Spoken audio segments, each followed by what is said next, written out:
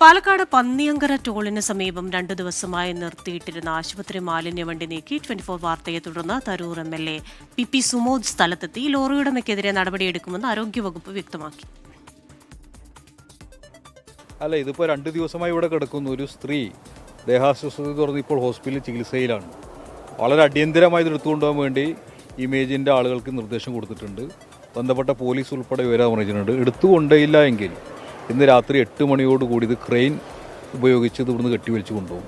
ഒരു കാരണവശാലും ഈ ദുർഗന്ധം, ഈ മാലിന്യം ഇവിടെ അനുവദിക്കില്ല.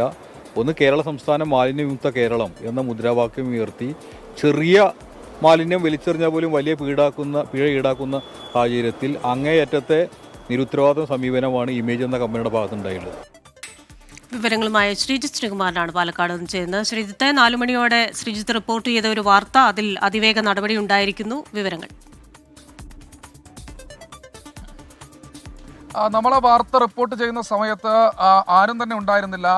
കമ്പനിയിൽ നിന്ന് ഉദ്യോഗസ്ഥർ, അല്ലെങ്കിൽ ക്ഷമിക്കണം, ഈ ജീവനക്കാർ, അശോക് ലെയ്ലാൻഡ് കമ്പനിയിലെ ചില ജീവനക്കാർ വന്ന് അത് നന്നാക്കാനുള്ള ഒരു ശ്രമം, പ്രാഥമികമായൊരു ശ്രമം തുടങ്ങാനുള്ള ഒരു നീക്കം മാത്രമാണ് നടത്തിയത്. നമ്മൾ വാർത്ത കൊടുത്തതിന് ശേഷം പിന്നീട് കൂടുതൽ ഫോൺ വിളികളെത്തി. അതിനുശേഷം പെട്ടെന്ന് തന്നെ അത് മാറ്റാൻ ആവശ്യമായ നടപടികളിലേക്ക് കടന്നു. അവിടെ വലിയൊരു പ്രതിഷേധം ഡിവൈഎഫ്ഐയുടെയും യൂത്ത് കോൺഗ്രസിൻ്റെയും ഭാഗത്തു നിന്ന് നടന്നു. വലിയ തോതിൽ ഈ രക്തമൊക്കെ, ആശുപത്രിയിലെ ബയോമെഡിക്കൽ വേസ്റ്റാണ്, സ്വാഭാവികമായി രക്തമൊക്കെ ഇങ്ങനെ തളം കെട്ടിക്കിടക്കുന്ന ഒരു സാഹചര്യമായിരുന്നു ഉണ്ടായിരുന്നത്, അല്ലെങ്കിൽ ഒറ്റി വീഴുന്ന ഒരു സാഹചര്യമായിരുന്നു ഉണ്ടായിരുന്നത്. എന്തായാലും ഉടൻ തന്നെ P Sumod MLA., Tharoor MLA. സ്ഥലത്തെത്തി. അതിനു മുൻപ് തന്നെ വടക്കഞ്ചേരി പഞ്ചായത്തിലെ ആരോഗ്യ വിഭാഗം ഹെൽത്ത് ഇൻസ്പെക്ടറുടെ നേതൃത്വത്തിൽ സ്ഥലം സന്ദർശിച്ചു. ഇത് നിയമവിരുദ്ധമായാണ് ഈ ലോറി ഇങ്ങനെ ഇട്ടിരിക്കുന്നത് എന്ന് അവരും പറഞ്ഞു. എന്തായാലും അതിന്റെയൊക്കെ അടിസ്ഥാനത്തിൽ ഒരു 6 മണിയോടുകൂടി ഈ ലോറി അവിടെ 24 വാർത്തയെ തുടർന്ന് നടപടി വിവരങ്ങൾ നൽകുകയായിരുന്നു പാലക്കാട് നിന്ന് ശ്രീജിത്ത് ശ്രീകുമാരൻ.